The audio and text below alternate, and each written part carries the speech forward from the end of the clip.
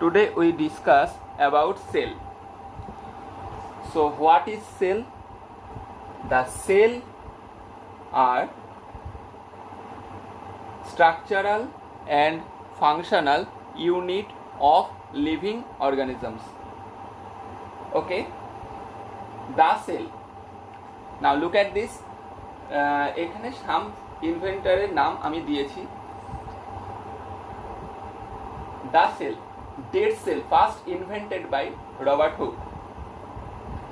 Living cell or first unicellular organisms invented by Leeuwenhoek.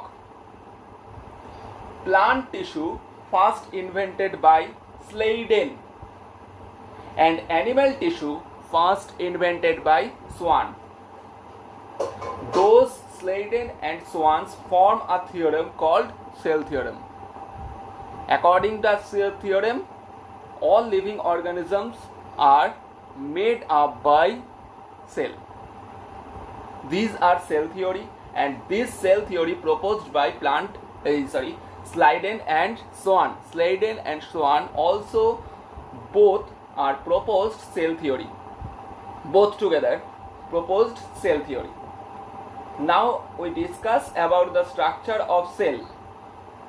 Look at this. This is a rough sketch of a cell. The middle part of the cell, in the middle is nucleus. Okay, look at this. This is nucleus. This is nucleus. Okay, and the liquids means any types of full plasma types liquids are called cytoplasm, and the outermost membranes are called cell membrane. So basic three components of the cell are liquids are cytoplasm, membranes are cell membrane, and the middle which main function is basic function of a cell. Okay, basic function which proposed by a nucleus, and then this is a rough sketch of cell. Now look at this. What is how cell to organisms are interrelated? First, unicellular. First, cell is the smallest component that one or more cell compose to each other to produce tissue, and then tissue to organ, and organs to organ system, and organ system to organisms. That means cell smallest, one একটা or বেশি sell নিয়ে তৈরি হচ্ছে কি আমাদের tissue, একাধিক tissue নিয়ে তৈরি হচ্ছে অর্গ্যানস, মোর অর্গ্যানস নিয়ে তৈরি হচ্ছে organ system, and more organ systems are contained to make organisms.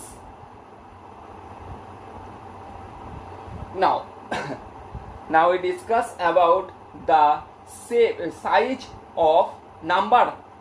How many numbers of cell? এইখানে নাম্বারগুলোকে দুটো টাইপে আমি ভাগ করেছি.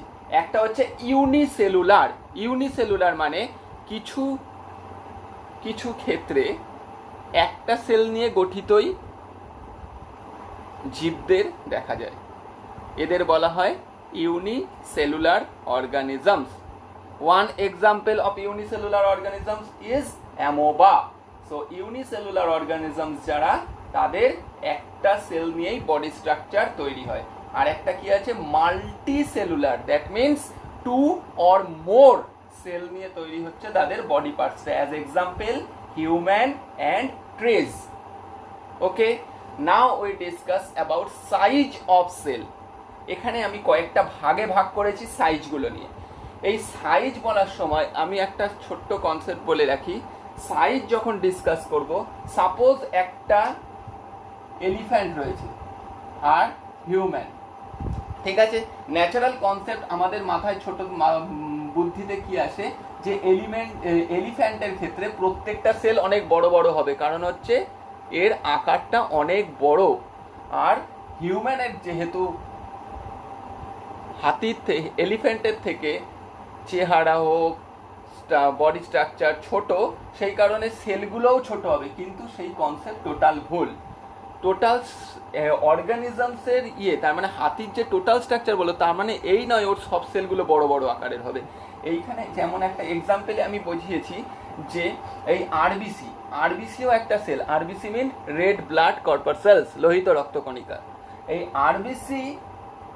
আরবিসি মাউসের ক্ষেত্রে যা থাকে, একটা ইঁদুরের আরবিসির সাইজ যা, একটা মানুষের আরবিসির সাইজও সেম।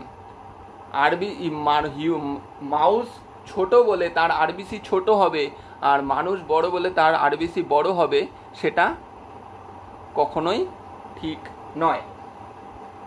ওকে, তাহলে ফার্স্ট এবার সাইজগুলোর মধ্যে কি কি রিফার করেছি আমি? মাইক্রোপ্লাজম মানে যেগুলো মাইক্রোস্কোপিক, মানে মাইক্রোস্কোপিক, কি বললাম কথাটা? মাইক্রোস্কোপিক, তার মানে মাইক্রোস্কোপিক দুটোতে যদি ভেঙে নি কথাটা, তার মানে এদের খালি চোখে দেখা যায় না, এরা হচ্ছে মাইক্রো অর্গানিজমস, এদের সেলেস এগুলো খুবই ছোট ছোট অণুজীব। As example bacteria, amoeba. Okay, next large animal cell, সব থেকে বড় অ্যানিম্যাল সেলকে উটপাখির ডিম। Longest animal cell nerve cell, and smallest RBC. Okay, এখানে একটা জিনিস মনে রাখার, RBC do not have nucleus, আরবিসিতে নিউক্লিয়াস থাকে না। তাহলে এটা শর্ট কোশ্চেন যদি আসে যে কোন প্রাণী কোষে নিউক্লিয়াস থাকে না, তাহলে answer RBC. So RBC do not have any nucleus. Okay, now তাহলে আমরা নাম্বার পড়লাম, সেল কতগুলো হতে পারে, সাইজ পড়লাম। ওকে, এরপরে আসবো আমাদের কি? শেপ। এই শেপ ডিপেন্ডস করে কোন সেল কি কাজ করবে। তার মানে এক একটা সেল, যেমন অর্গানিজম, যেমন হাতের আমাদের কাজ আলাদা, তাহলে হাতের ভেতরে যে টিস্যু, সেই টিস্যুগুলো যে সেল নিয়ে তৈরি হয়েছে, তাদের স্ট্রাকচারটা তৈরি হবে যে সেটা কোন অর্গানিজমের সাথে রিলেটেড সেটা। যেমন কিউবিক্যাল শেপ হয় হচ্ছে আমাদের হার্টের, কারণ হার্টের কাজ কি? অলওয়েজ কি করছে? পাম্প করছে, তাই তো? তাহলে সেইগুলো সবসময় সিস্টোল ডায়াস্টোল, ঠিক আছে? এই সিস্টোল ডায়াস্টোল মানে সবসময় কি আছে? কম্পোজিশন মোডে আছে। এদের শেপটা হচ্ছে কিউবিক্যাল শেপ থাকে। কিউবিক্যাল শেপটা কিরকম? ধরো একটা স্পঞ্জ, তার মানে স্পঞ্জের শেপটা মানে কিউব টাইপস, ঠিক আছে? স্পঞ্জ মিনস হচ্ছে যে থার্মোকল এই যে স্পঞ্জ টাইপের পাওয়া যায় না, ওই সেই স্পঞ্জ, সেগুলো কি পাম্পিং টাইপের, যেমন রিল্যাক্সেশন আছে, আর সেটাই দেখো হার্টের কাজের সাথে রিলেটেড, সেই কারণে এদের কিউবিক্যাল হয়। এরকম কোন শেপের হতে পারে? স্ফিয়ারিক্যাল শেপের হতে পারে, এরকম ডিফারেন্ট শেপের হতে পারে। মেন জিনিসটা কি আছে? এই শেপগুলো ডিপেন্ড করে হচ্ছে এই সেলগুলো কোন পার্টিকুলার অর্গানিজমসের পার্ট, আর সেই অর্গানিজমসটার কাজ কি। তার মানে কোনো একটা কাজের বেসের ওপর ডিপেন্ড করে সেই অংশটার সেলের স্ট্রাকচারটা কিরম হবে। Okay, now we discuss about parts of cell, that means একটা সেলের ভেতরে কি কি থাকতে পারে সেগুলো নিয়ে আমরা ডিসকাস করব। এবার সেগুলোকে আমরা কটা ভাগে ভাগ করেছি। যেমন মেমব্রেন মানে হচ্ছে পর্দা, হ্যাঁ, আউটার লেয়ারটাকে মেমব্রেন বলে। সেলের মধ্যে কিছু কিছু অর্গানিজম, সেলের মধ্যে কিছু কিছু অংশের রয়েছে কি কোনো মেমব্রেনই থাকে না, তার মানে নো মেমব্রেন। এই মেমব্রেন থাকে না কার কার? Ribosome and সেন্ট্রোজোমের। রাইবোজোমের কাজটা হচ্ছে, রাইবোজোমের কাজ হচ্ছে গিয়ে দেহে যে প্রোটিন হয় সেই প্রোটিনটাকে সিনথেসাইজ করে হচ্ছে রাইবোজোম। তাহলে রাইবোজোমের কাজ কি? প্রোটিন সিনথেসিস করা। সেই কারণে রাইবোজোমকে বলা হয় protein factory of cell. Now look at this centrosome. সেন্ট্রোজোমেরও কোনো মেমব্রেন থাকে না। সো মেমব্রেনলেস আর টু কম্পোনেন্টস। আর কি কি বললাম? মেমব্রেন দুটো জিনিসের নাম বললাম, একটা হচ্ছে তোমার রাইবোজোম, একটা সেন্ট্রোজোম। সেন্ট্রোজোমের স্ট্রাকচার আমি ড্র করেছি, দেখো ডটেড লাইন দিয়ে আউটার মোস্ট লেয়ারটা আমি ড্র করেছি, কারণ এর নির্দিষ্ট মেমব্রেন নেই, ঠিক আছে। এর মধ্যে ওই লিকুইড টাইপের জিনিসটা থাকে সেন্ট্রোজোমের, সেই লিকুইডটাকে বলা হয় সেন্ট্রোস্ফিয়ার। আর এইখানে দুটো দেখো পাইপ টাইপের জিনিস 90 ডিগ্রি অ্যাঙ্গেলে ইন্টার রিলেটেড রয়েছে, 90 ডিগ্রি করে রয়েছে, এগুলোকে বলা হয় সেন্ট্রিওল। আর এই টোটালটা মিলে হচ্ছে সেন্ট্রোজোম। ওকে, নাও ওয়ান মেমব্রেন, একটা মেমব্রেন মানে একটা পর্দা দিয়ে গঠিত হচ্ছে কি কি? ER। ER মানে E dot R, short name. ER means endoplasmic reticulum. মাথায় রাখবে এই এন্ডোপ্লাজমিক রেটিকিউলামটা এই নিউক্লিয়াসের থেকেই ফর্ম করে। ওকে, আর এই এন্ডোপ্লাজমিক রেটিকিউলাম থেকে আমাদের জিন ফর্ম হয়। তাহলে জিনটা কি আছে? জিনটা তোমরা পড়নি, জিনটা হচ্ছে এমন একটা unit, structural and functional unit, যেটা কিনা আমাদের নানা রকম, যেমন বিভিন্ন মানুষের ক্যারেক্টারিস্টিক্স আলাদা, দেহের বৈশিষ্ট্য হোক, চারিত্রিক বৈশিষ্ট্য, সব কিছু এগুলো তোমার এই জিন ক্যারি করে। সেই ক্যারিটা কিভাবে করে? প্যারেন্ট সেল থেকে। তার মানে মা বাবার ক্যারেক্টারিস্টিক্সের কিছুটা সন্তানদের, সেই সন্তান থেকে বংশ পরম্পরায় এই বহন করে নিয়ে যাওয়াটাই এই জিনের কাজ। ওকে, আর এই জিনটা কোথার থেকে ফর্ম করছে? এন্ডোপ্লাজমিক রেটিকিউলাম থেকে। এন্ডোপ্লাজমিক রেটিকিউলাম কোথা থেকে ফর্ম করছে? নিউক্লিয় মেমব্রেন থেকে। ওকে, এই এন্ডোপ্লাজমিক রেটিকিউলামকে দুটো টাইপের হয়, একটা হচ্ছে SER, smooth endoplasmic reticulum. Smooth endoplasmic রেটিকিউলামগুলি দেখতে এই যে স্মুথ এন্ডোপ্লাজমিক রেটিকিউলাম, সাপোজ এই যে, বা তুমি ধরো এটা স্মুথ এন্ডোপ্লাজমিক রেটিকুলাম। আর এটার সাথেই যখন আমি সাপোজ ধরো এই যে dot dot dot dot dot dot, তার মানে এইগুলো হচ্ছে রাইবোজোম মলিকিউলস, ঠিক আছে, রাইবোজোমের দানা। এই রাইবোজোম পার্টিকেলসগুলো যখন এই ইয়ারের সঙ্গে যুক্ত থাকবে, সেটা হচ্ছে RER, রাফ এন্ডোপ্লাজমিক রেটিকিউলাম। তার মানে যে এন্ডোপ্লাজমিক রেটিকিউলামগুলোর এই ওপরের সারফেসটা প্লেন, সেটা হচ্ছে smooth reticulum, smooth endoplasmic reticulum. আর যে এন্ডোপ্লাজমিক রেটিকিউলার উপরে রাইবোজোম দানাগুলো থাকে, সেটা রাফ এন্ডোপ্লাজমিক রেটিকিউলাম। ওকে, আরও দুটো কম্পোনেন্টস আছে যেগুলোর মধ্যে থেকে এই ওয়ান সেল মেমব্রেন, একটা হচ্ছে গোলগি বডিজ আর একটা হচ্ছে লাইসোজোম। এই লাইসোজোমের ব্যাপারটা একটু বলে রাখি, গোলগি বডিজটা একটু বলে রাখি। গোলগি বডিজটা আমাদের নানা রকমের স্টোরেজ সিস্টেম হিসেবে কাজ করে, নানা রকম কোষের যে খাদ্য সঞ্চয়ের দরকার হয়, এইগুলো স্টোরেজ সাহায্য করে। নেক্সট লাইসোজোম হচ্ছে আমাদের ধরো মানে এটাকে সুইসাইড, লাইসোজোমকে সুইসাইড ব্যাগ বলে। কি বলা হয়? Suicide bag. কারণ ধরো কোনো একটা সেল ভাইরাস বা ব্যাকটেরিয়া দ্বারা বা ভেতরের কোনো কানেকশান, ভেতরের কোনো ইন্টার রিলেটেড কোনো জিনিসের ওপরে অ্যাটাক করলো, তাহলে কি হবে? সেই সেলটা ধীরে ধীরে ড্যামেজ হতে থাকবে। এই লাইসোজোমটা কি করে? সেই সেলের এগেনস্টে কাজ করে। কিরমভাবে কাজ করে? এই লাইসোজোমটা নিজে ধ্বংস হয়ে যায়। সাপোজ একটা প্লাস্টিকের ব্যাগ, তার মধ্যে জল রয়েছে, এবার জলটা তুমি ছুঁড়ে মারবে, প্লাস্টিক ব্যাগ, জল শুদ্ধ প্লাস্টিকের ব্যাগটা ছুঁড়ে মারা হলো, তাহলে জলটা কি হলো? বেরিয়ে গেল। আর ওই জলটা যেখানে গিয়ে পড়লো, ধরো কোনো পিঁপড়ের চাক ছিল, পিঁপড়ের চাকটা কি হলো? সরে যাবে, জল যেহেতু পড়েছে পিঁপড়ের চাকটা সরে যাবে। কিন্তু প্লাস্টিকের ব্যাগটা কি আর ঠিকঠাক থাকলো না। তাহলে তুমি ওই জল ভর্তি প্লাস্টিকের ব্যাগটা ধরো লাইসোজোম, আর ছুঁড়ে মারার পর ওটা গিয়ে পড়লো হচ্ছে কোনো এফেক্টিভ সেল, যেটা নষ্ট হচ্ছে বা যেটা আক্রান্ত, সেরকম সেলের ওপর পড়লো। হয়ে কি হলো? ওই সেলটা, যে সেলটা অ্যাটাকটেড সেল ছিল, সেটা ঠিক হয়ে গেল, কিন্তু লাইসোজোম নিজে ধ্বংস হয়ে গেল। এই কারণে এটাকে বলা হয় সুইসাইড ব্যাগ। নাও ডাবল মেমব্রেন, দুটো করে মেমব্রেন থাকে কার কার? মাইটোকন্ড্রিয়া। মাইটোকন্ড্রিয়ার কাজ হচ্ছে কি? আমরা যে খাবার খাচ্ছি, এগুলো তো ভেতরে আমাদের শরীরের ভেতরে গিয়ে নানা রকমের প্রক্রিয়ার মাধ্যমে যে নিউট্রিয়েন্টস পার্টটা আমাদের ঢুকছে।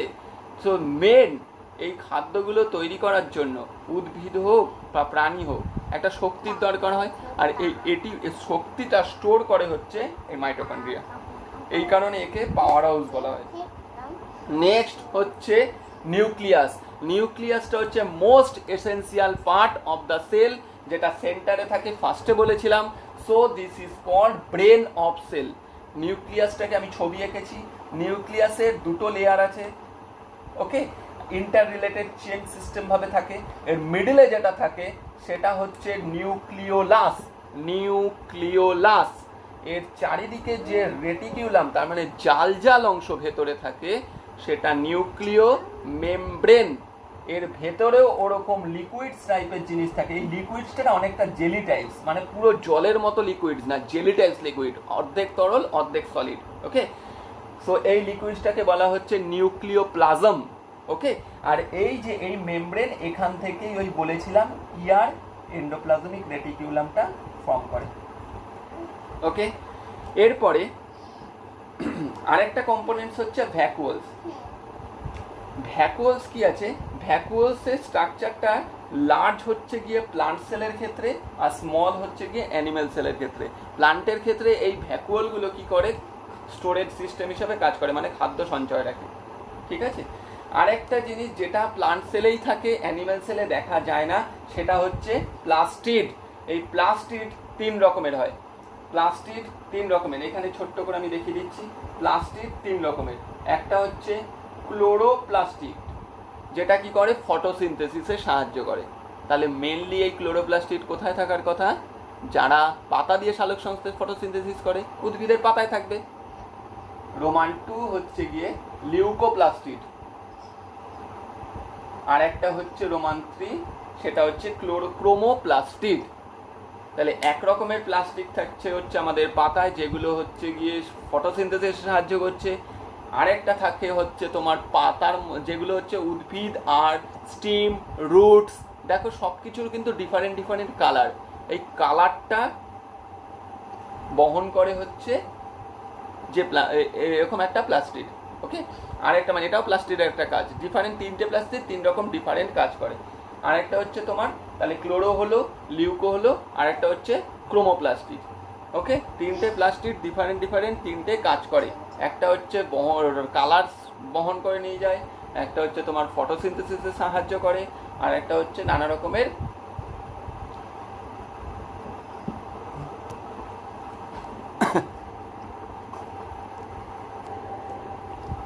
ওকে, আর একটা হচ্ছে তাহলে তোমার রুটের মধ্যে। নাও মাইটোকন্ড্রিয়া। এবার মাইটোকন্ড্রিয়া স্ট্রাকচারটা বলা হয়নি। মাইটোকন্ড্রিয়া স্ট্রাকচারটা দেখো, এটাও ডবল লেয়ার, আর এর মধ্যে দাঁত টাইপের জিনিস থাকে, দাঁতের মতো একটা অংশ। এটা ভেতরের যে লেয়ারটা, সেটা ভাঁজ হয়ে এরকম স্ট্রাকচার তৈরি হয়েছে, এটাকে বলা হয় ক্রিস্টি, okay. Now at the end আমরা দুটো জিনিস এঁকেছি। এটা হচ্ছে তোমার প্লান্ট সেল, এটা হচ্ছে তোমার এটা হচ্ছে তোমার অ্যানিম্যাল সেল, এটা হচ্ছে তোমার প্লান্ট সেল, ঠিক আছে। প্লান্ট সেলের একদম মিডলে দেখো নিউক্লিয়াস আছে, নিউক্লিয়াসের ভেতরে নিউক্লিওলাস, এখান থেকে কে উঠেছে? Endoplasmic reticulum. আমি দুদিকে দুটো এঁকেছি, মানে মাথায় রাখবে না দুটোই থাকে, ঠিক আছে। জাস্ট ছোটোর ওপরে সব কিছু যাতে আঁকা যায়, সেটার জন্য আমি সিঙ্গেল সিঙ্গেল করে দেখিয়েছি। বইয়ে তোমাদের এই ডায়াগ্রামটা আছে ভালো করে, বা আমি কোনো ডায়াগ্রাম পাঠাবো, সেটা ভালো করে এঁকে নেবে। এই নেক্সট নিউক্লিয়াস আছে, তারপরে endoplasmic reticulum, Golgi bodies, mitochondria, and এইখানে দেখো একটাই মেমব্রেন রয়েছে, এটা হচ্ছে সেল মেমব্রেন, ওকে। প্লান্ট সেলের ক্ষেত্রে দেখো দুটো মেমব্রেন, একটা হচ্ছে বাইরের পার্টটা, যেটাকে বলা হচ্ছে সেল ওয়াল, আর একদম ভেতরের যেটা, এটা সেল মেমব্রেন, ঠিক আছে। আর এর ক্ষেত্রে এই যে বড় অংশটা, এটা হচ্ছে ভ্যাকুয়ালস, আর মিনিমাম ভ্যাকুয়ালস থাকে। আর ওই যে জিনিসগুলো বললাম সবই মোটামুটি প্লান্ট অ্যানিমেল দুটোর মধ্যেই থাকে, কিন্তু প্লান্ট আর অ্যানিমেলের মধ্যে যেগুলো থাকে না, সেগুলো কি বলেছিলাম? প্লান্টের ক্ষেত্রে কি মেনলি থাকে? প্লাস্টিড। আর অ্যানিমেলের মধ্যে প্লাস্টিড থাকে না। প্লান্টের মধ্যে ভ্যাকুয়ালসটা বড়, আর অ্যানিমেলসের মধ্যে প্লাস্টিডটা ছোট। এই হচ্ছে তোমাদের বেসিক ক্লাস 6 লেভেলের সেলের কনসেপ্টটা রয়েছে। তো টোটালটা ভালো করে রিভিশন করবে, ভিডিওটা ভালো করে দেখবে, আশা করি অসুবিধা হবে না।